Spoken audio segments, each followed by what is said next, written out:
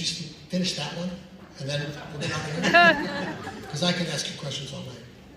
And I'm honored by the question. I love Leonard Skinner so deeply. That band was powerful. Ronnie Van Zant.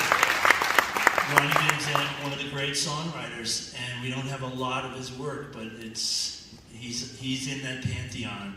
And he mentioned Neil Young in the song Sweet Home Alabama because he's kind of a Neil Young fan. You know, I hope Neil Young will remember Southern Man don't need him around anymore. Means he's listening to Southern Man as well as calling him out, name checking him in the song. I thought that was like a deep racial divide thing. Well, Neil Young hears the song and goes, I like that band. I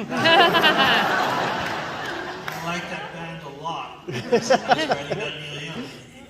He said, I want to get in touch with those guys. And so I was able to tell Ronnie Van Zant that Neil Young, dug him. He said, they reminded me of the Buffalo Springfield, my first band.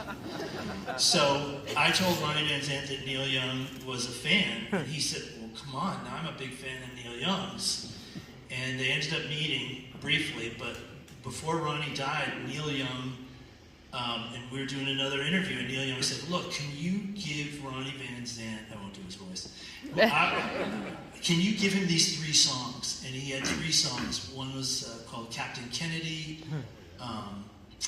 The other 2, I'd have to look them up, but they were great songs of Neil's from that period. And he said, I want to give these songs to Ronnie for Leonard Skinner to do.